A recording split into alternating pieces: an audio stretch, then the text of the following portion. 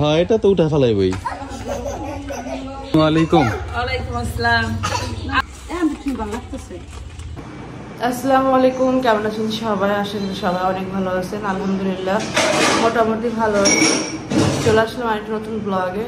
তো আমার অবস্থা অনেকটাই খারাপ, দিন যত যাচ্ছে অবস্থা খারাপ হয়ে যাচ্ছে। এখন চলাফেরা করতে একদমই পারি না, খাট থেকে নামতেই পারি না। এখন যে কি অবস্থা, আমার নিজের কাজ নিজেই করতে পারি না। আমার নিজেরও তো ব্যক্তিগত কাজ আছে, সেটাই করতে পারি না। রান্না বান্না, খাওয়া দাওয়া, ঘর দুয়ার গুছানো, একটা মেয়ে আছে, মেয়ের খাবার, সব কিছু মিলে আমার অবস্থা খুব খারাপ হয়ে গেছে। আমি এখন চলাফেরা করতে পারতেছি না, কালকে থেকে 2 দিন হয়ে গেছে চলাফেরা করতে পারি না। তো মা হলো বাড়িতে চলে যাবে, তো মা আমাকে বলতেছিল, তো আমি হলো বলছি যে বাড়িতে যাবো। আমার এমন তো নিয়ত ছিল বাড়িতে যাওয়ার। কিছু কাপড় চোপড় আমার বানাইতে হবে, যে পোশাক আমার আছে একটাও আমার গায়ে লাগে না। এইটা আমি এখন বর্তমানে পরে আছি, আমার বোনের পোশাক পরে আছি, বানাইতে হবে। তো সেই কারণে হলো ভাবলাম যে আমি যাই। তার মধ্যে আমার মা আসছে, তো মা হলো আমাকে নিয়ে যাবে। তো আমি মা ছিল সাবিনাপুদের বাসায় ছিল, তো বলতেছিল কখন যাবে। মা কালকে যাওয়ার কথা ছিল, কালকে যায় নাই। ভাবির ওখানে দাওয়াত ছিল দ্বিতীয়, তো ওই বট আনবে। মা হলো বট খাইতে চাইছে, কতদিন অনেকদিন হয়েছে বলে। তো বট হলো বাবা আইনা দেয় নাই। তো সাবিনাপুর অভ্যাস আপনারা জানেন, সাবিনাপু বট খুব পছন্দ করে, মাও পছন্দ করে। তো সাবিনাপু হলো কালকে বটের অর্ডার দিয়েছে, বট আসে নাই, আজকে আসছে। তো বট পরিষ্কার করছে মা সকাল থেকে। তো আমাকে ফোন দিয়েছে, যে আমাকে বলতেছিল আসো, আমার তো অবস্থা খুব খারাপ। তো আমি বললাম যে আমি ঘরের কাজই করতে পারতেছি না, আমি কিভাবে আসবো। তো মা এই জন্য চলে আসছে। মা হলো এখন থালাবাটিগুলো ধুইতেছে, আমি একটু বসলাম, আমার বুক চলতেছে। সকালবেলা সাবিনাপু হলো কিছু খাবার পাঠাই দিয়েছিল, সকালের নাস্তা, ভর্তা ভাজিগুলো পাঠাইছিল। ভর্তা খাইয়ে আমার বুকে ব্যথা উঠছে। তো আমি ভাবলাম একটু খাই, বৈশা ওই সকাল থেকে শুয়েই আসছিলাম। এখন একটু টেবিলে বসলাম, আর মা ওদিকটা কাজ করতেছে, বাবু বিছানাটা গুছাইতেছে, তারা দুজনের কাজ করতেছে। আমি একদমই বলে না পঙ্গু হয়ে আছি, আর জানি না এটা কবে ঠিক হবে। তো আমার ভালো ডক্টর দেখাইতে হবে আমাকে। আমি যে ডক্টর দেখাইছি, যে আপাকে দেখাইছি, আপা বলছে যে মেডিসিন দিছে জ্বরের ওষুধ বেশি পাওয়ারফুলি। তো বলছে যে 2 সপ্তাহ খান, না ভালো হইলে তাহলে আপনি ভালো ডাক্তার দেখাবেন। তো 2 সপ্তাহ শেষ হইতে হয়তো আর 2-1 দিন আছে। তো বাইরে থেকে ঘুরে আসি আর পোশাক বানাই নিয়ে আসি, তারপরে দেখি ভালো ডক্টর দেখায়া তারপরে করতে হবে। না হলে আমার দিন দিন সময় যত যাবে আমার অবস্থা তো আরো খারাপ হবে, আমার শরীরের ওজন বাড়বে, তারপরে আমার চলাফেরা করতে আরো কষ্ট হবে। সবাই দোয়া করবেন। অনেকেই দেখলাম কমেন্ট করছেন আপনারা, আমি কেন ভাবির বাসা যাই নাই, সব জায়গায় যাইতে পারি। আমি যে বাসায় রান্নাবান্না করছিলাম, ওদিকটা শরীরের উপরে অতিরিক্ত চাপ পড়ে গেছিলো হঠাৎ করে, কারণ প্রত্যেকটা রান্নাবান্না আমি করছি, আর এদিক ওদিক দৌড়াদৌড়িটাও করছি, ঘর দর গুছানো, রান্নাবান্না সব কিছু মিলে না, ওদিনকে আমার শরীরে বেশি চাপ পড়ে গেছিলো। তারপরের দিন আবার সাবিনাপুর বাসায় দাওয়াত ছিল, ওইখানে আমরা হাইটা গেছি। হাইটা যাওয়ার কারণে তারপর রাতের বেলা হাইটা চলে আসছি, ব্যান দিয়ে আসছি, কিন্তু ওই উঁচা নিচা জায়গা থেকে আমার বেশি সমস্যা হয়ে গেছে। তো এই কারণে আমার ভাবির বাসায় যাইতে পারি না। ভাবির বাসায় যাইতে হলে আমার আরেকটু কষ্ট হয়, তো এই জন্য ভাবির বাসায় কালকে যাইতে পারি না। দেখলাম অনেকেই কমেন্ট করছেন যে আমি কেন ভাবির বাসায় যাই না, গেলে ভালো লাগতো। তো আমি আসলে শরীরটা অতিরিক্ত খারাপ ছিল, এই জন্য যাইতে পারি না। তো সবাই দোয়া করবেন যাতে একটু চলাফেরার মতো হইতে পারি, সব কাজ না করতে পারি, নিজের কাজগুলোও যাতে একটু করতে পারি, না হলে আমার অনেক সমস্যা হয়ে যাবে। তো সবাই দোয়া করবেন। এই যে দেখেন, যেহেতু বাড়িতে যাবো এই জন্য হলো বললাম যে একটু ঘরটা একটু গুছাই রাখা যায়, কারণ অগোছালো ঘর রাখা যাওয়া আসলে আমার পছন্দ না। যথেষ্ট পরিমাণ যতটুকু পারি গুছাই রাখা যায়। আর যেহেতু সবসময় ঘর গুছানোই থাকে, ওই যে কাপড় চোপড়গুলো ধোয়া, ওই কাপড় চোপড়গুলো একটু বটতে হবে, বইটা রাখতে হবে, কারণ আমাদের বাসায় এই বাসায় কিছু জিনিস আমার কিনতে হবে, এই কাপড় চোপড় রাখার ঝুড়ি ঠুড়ি। আর ওই বাসায় তো 2টা দরজা অ্যাঙ্গেল ছিল কাপড় চোপড় ঝুলাই রাখার মতো, এই বাসায় নাই। আর একটা আনছে খুব ছোট, কাপড় চোপড় একদম রাখাই যায় না। আর এই যে এখানে হলো মা হলো থালাবাটি দিতেছে। খাবার দাবার কিন্তু আমি রান্না বান্না করি না 2 দিন ধরে, 2 দিন না 3 দিন হয়েছে গো? 3 দিন ধরে আমি রান্না বান্না করতে পারি না। 3 দিন ধরে দাওয়াত খেতেছি, খাবার দিতেছে সাবিনাপুর সকাল বিকাল রাতে। ওই খাবার খাইয়া যে প্লেটগুলা ওইগুলাও ধোয়ার মতোই ছিল না, ওইগুলাই জমতে জমতে একটু থালাবাটি হয়ে গেছে। সকালের নাস্তা, দুপুরের খাবার, তো এই কারণে আর থালাবাটি ধুইও নাই, জমতে জমতে কিছু থালাবাটি হয়ে গেছে। এর আগে দিন আমি যেদিনকে এই করছিলাম, মা যেদিনকে আসছিল ওদিনকে আমার মা থালাবাটি ধুইয়া রাইখা গেছে, সেই ধোয়াতেই ধোয়া, আর আমি কোনো কাজ করতে পারি না। এক হিসাবে আমি 3 দিন ধরে কোনো কাজই করি না। 3 দিন ধরে একদম ব্যথায় আমি একদম বিছানার উপরেই, বিছানায় খাওয়া দাওয়া করি, বিছানা থেকে যা চাই তাই দেয়, মানে চলাফেরা একবারই করতে পারি না 3 দিন ধরে। আপুর বাসা থেকে আসার পর থেকে আমি আর বেডে থেকে মনে হয় নামি নেই।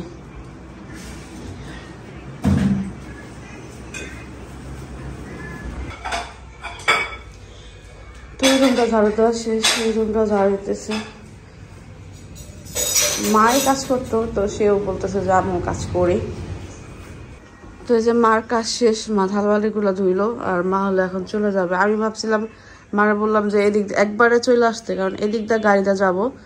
মা হলো কোনো কিছু না নিয়ে এদিক দিয়ে চলে আসছে, যে থালাবাটিগুলো ধুয়ে আসি, তারপরে দুপুরে খাওয়া দাওয়া করা ছাড়া তারা সাবিনা যাইতে দেবো না। হ্যাঁ, আমি তো ওইদিকে যাইতে পারব না, বাসায় আছে খাবার, ভাত আছে, ওইগুলোই খাবো না। তো তুমি যাও, যাইয়া রেডি হয়ে আমার কইও, আমি রেডি হয়ে বেরোম না। গামলা নিয়ে যাও, আর কি কি আছে? কি না, আমি খাম না, নিয়ে যাও, নিয়ে যাও। না জ্বালাও না, গোসল টোসল করাম না আপনি। আরে এই যে 2জন হলো রেডি হয়ে গেছে, তারা 2জন হলো যাচ্ছে সাবিনাপুর বাসায়। দুপুরে খাওয়া দাওয়া করে মাকে নিয়ে চলে আসবে, তারপর আমি এদিকটা রেডি হব, তারপর যাব। কই মানে ব্যাগ কই? এদিক নাই। তো এখন হলো 5:30 বাজে, মা হলো সাবিনাপুর বাসা থেকে আসলো, খাওয়া দাওয়া করে আসলো। এখন হলো আমিও রেডি হয়েছি, দরজা জানলা বন্ধ করতেছি, এই রুমের ওই রুমের। এটা আমের, এটা নিয়ে যাও, আচার বানাটা আমনে, শুধু শুধু বাসা থাকলে নষ্ট হইব। হয় লেগে নিয়ে যেতেছি। কি নিচে মানিছে? চলো চলো চলো, আপনি যদি করো ওর হাতে দাও, ওর হাতে দাও, শুরু করে দিছে, ওর হাতে দাও।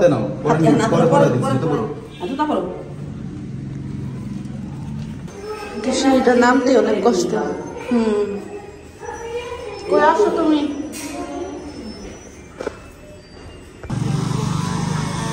এই হলো বাসার সামনে থেকে।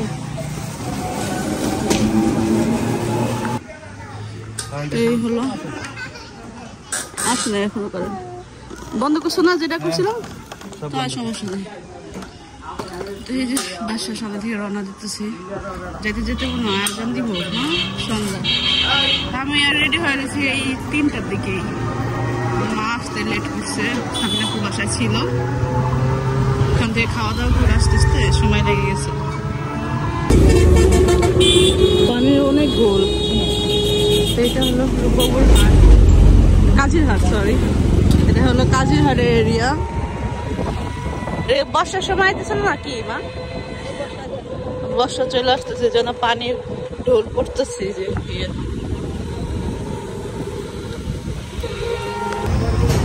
শ্বশুর বাড়িতে যাইতেছে, মিষ্টি খেলে মাটি। বাবু ওই দোকানে একটা ঝাড়ু, ফুলে ঝাড়ু তো এই যে এখানে ফুলের ঝাড়ু। মা বলতেছে আমার জন্য তো ফুলের ঝাড়ু নিয়ে চলো। ওই মা তো পাকা ঘরে উঠছে, তো ভালো দেখে একটা নিও।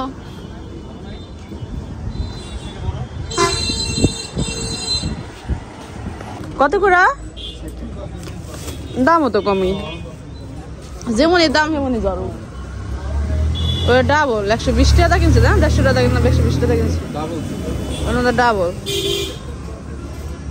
যাক ঝাড়ু দেওয়া এখন কয়দিন। তো এই যে আমরা চলে আসছি আমার বাবার বাড়ির এলাকার কাছাকাছি। এই হলো আমাদের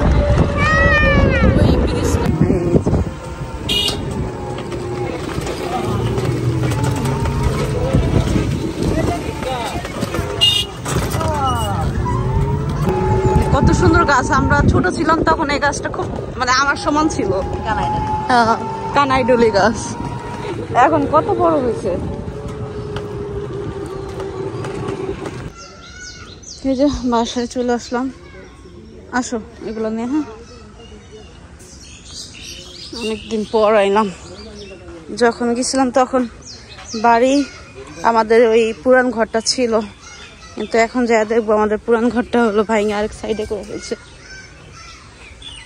ওই যেমন চাচাই ঘর উঠেছে, আমাদের ঘরটাই হলো চাচাকে দেওয়া হয়েছে, চাচাই ঘর উঠেছে। এই হলো আমার ভাবির ঘর, আর এই হলো এইখানে আবার রান্নাঘর উঠেছে। হেবি জিবি হয়ে গেছে দিক দিয়া। তানহা, ও তানহা, তানহার একটা অভ্যাস, আবদের পাইলেই কুলে নিব। ও দেখেন কেমন করতেছে,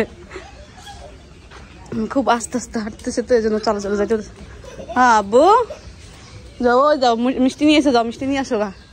আম্মা বুড়ি বুড়ি, আরে আল্লাহ আল্লাহ আল্লাহ, পাজাটা ধরতে যাইতেছে। ওই যে দেখো,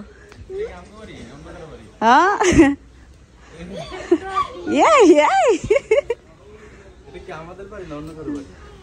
আসো আসো, মানহা আসো, মানহা আসো, আবদের কুলে নিব। ওই যে কুলে দিতে আছে, আয় আয় বাসায় বাসায়। কেমন দেখা যায়? কে ভালো লাগে না? কেমন যেন সারা সারা বাড়িঘর না, মানে অনেক বেশি জায়গা হয়ে গেছে এখন, অনেক বেশি জায়গা হয়ে গেছে না? কেমন যেন লাগতেছে। আগে আইয়ে এই ঘরটা পাইতাম আমরা, যেমনই হোক এই ঘরটার মধ্যে ছোট থেকে বড় হয়েছি। এই ঘরের একটা অন্যরকম একটা মায়া, কিন্তু মায়া জিনিস চিন্তা করলে করবো দেখো সই করে। বাবু এই ঘরের মধ্যে ঢুকে আল্লাহ এই কত নাই। দাঁড়াও, হ্যাঁ কেমন আছেন কাকি? ভালো আছেন? হ্যাঁ, এ পায়ে ব্যথা।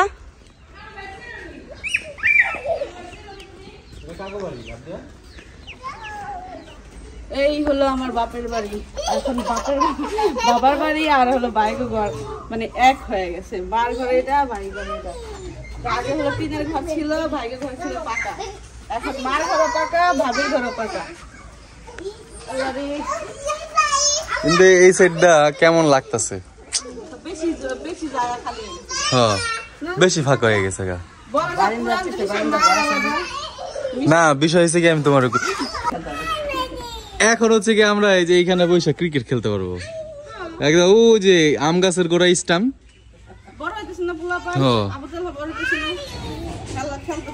মাঠ হয়ে গেছে, স্কুলের মাঠ। স্কুলের মাঠ এত বড় হয় না এন্ত্রি। হ্যাঁ এটা তো উঠা ফেলাইবই।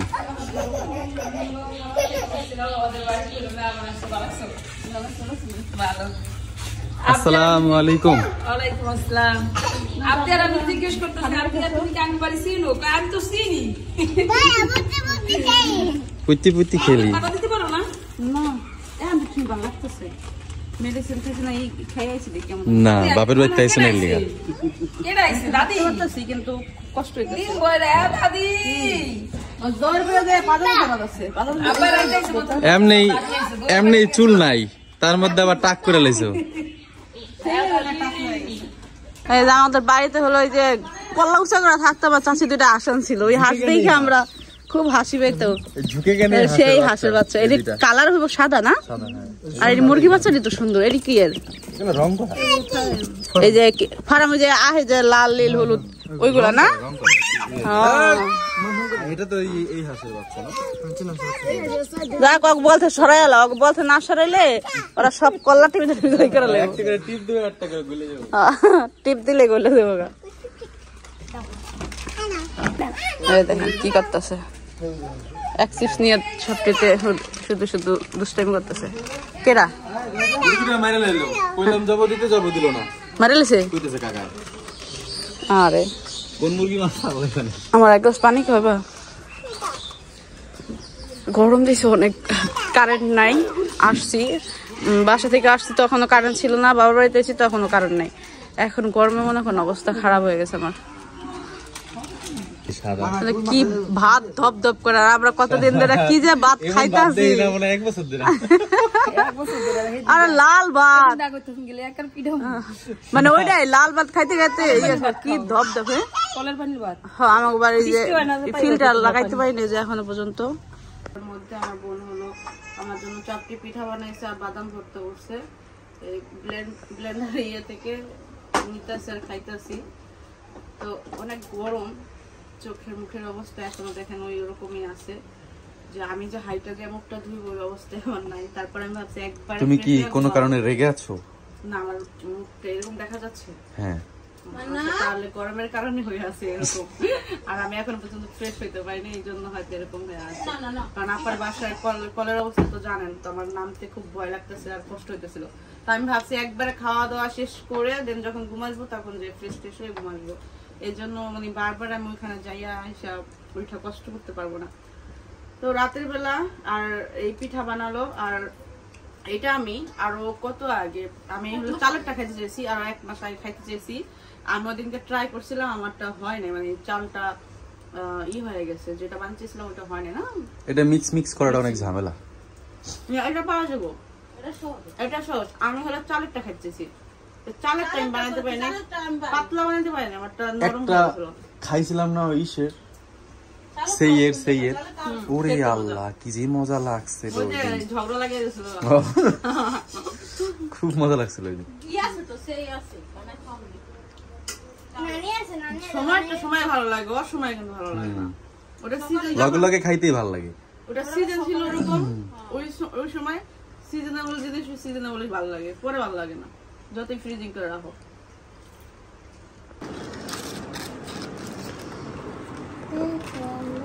তো আমরা গ্রামে আসার পরে এই প্রথম, এখন হলো 8টা বাজে, আর হঠাৎ করে অনেক খিদে লাগছে। রাতের বেলায় হলো আমরা চলে আসছিলাম, নাস্তা করে চলে আসছিলাম আমার বাসা থেকে। প্রচুর পরিমাণ গরম ছিল, তো এই জন্য আসলে থাকতে পারি নাই।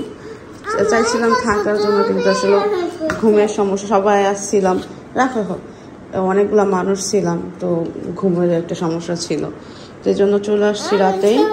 তো সকালে উঠে দেখি প্রচুর পরিমাণ ক্ষুধাও লাগছে, আর আমার পায়ের ব্যথাও প্রচুর পরিমাণ। কালকে সারাদিনের মেডিসিন খাইতে ভুলে গেছিলাম, কোনো ধরনের মেডিসিন খাওয়া হয় নাই, তো এই কারণে পায়ের ব্যথাটা অতিরিক্ত হয়ে গেছিলো। তো আসার পর আর কোনো কিছু করি নাই, ঘুমায় পড়ছি।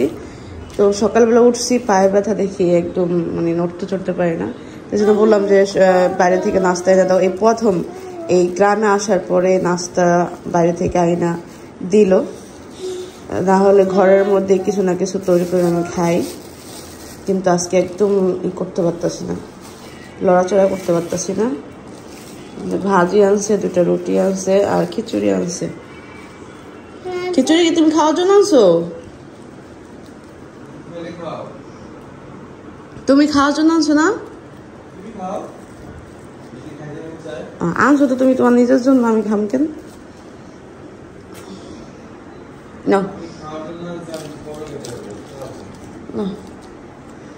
আবদিয়া হলো পরোটা দিয়ে ভাজিতে খুব পছন্দ করে, কিন্তু এইখানে তো আমরা বাইরের নাস্তাটা খাই না, ঘরের মধ্যে যে রেডিমেড পরোটা কিনে নিয়ে আসছি, ভাইজা খাই। খাও, গরম গরম মজা। দাঁড়া দাঁড়া দাঁড়া দাঁড়া। তো আমি সকালে নাস্তা তো কিনে খাইছি, আমার বোন আসছে এখন খাবার নিয়ে। কই মজা হয়েছো? তো এটা হলো সকালের নাস্তা বা খাইলো। আর কি আসে নাই? তুমি থাকবে না? যাবে গা? তাপ দিয়ে বলতেছি ক্ষুধা লাগছে, আর আমার পায়ের ব্যথার কারণে আমি আসলে আজকে আর নড়তে চড়তে পারতেছি না, একটু কষ্ট হইতেছে। তো এই যে সাবিনা পা হলো খাবার পাঠাইছে, কি পাঠাইছে দেখি। আসো টেবিলে আসো। হ্যাঁ মো কিসে? তুমি আইসক্রিমটা মুখ দাও, যাও মুখ দাও, মুখ দাও, যাও মুখ দাও। যে সকালে খিচুড়ি আনছিল, খিচুড়ি খাইতে পারে না, সে রুটি পরোটা খাই আসলো, শরীরটা হয়ে গেছে। দেখি কিভাবে আনছো, ঢাই কেন নাই? খোলো তো, বের করো। কোনো কাজই করতে পারি না, কারেন্ট চলে গেছিল।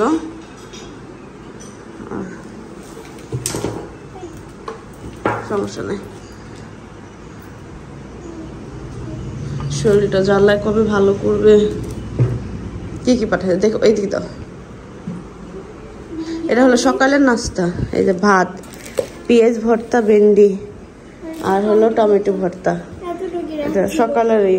আমি ওই সকালের নাস্তা, বাইরে নাস্তা করে আমার পেট ভরে নাই, খারাপ লাগতেছিল, কারণ অনেকদিন ধরে বাইরের পরোটা খাই না, তো পরোটা জাতীয় খাবার সকাল সকাল খাই না, শেষ হয়ে গেছে। পরোটা না, রুটি আনছিল কিনা, তো আবদিয়া খাইছে, আমি একটুখানি খাইছি, দেখে আমার একদম পেটের মধ্যে জ্বালা যন্ত্রণা শুরু হয়ে গেছে। তো সাবিনা আপা বললাম, সাবিনা আপা বললো যে আমি ভর্তাই ঠিক করছি, পাঠাই দিই, একটু খাও। তো খাই কলটা।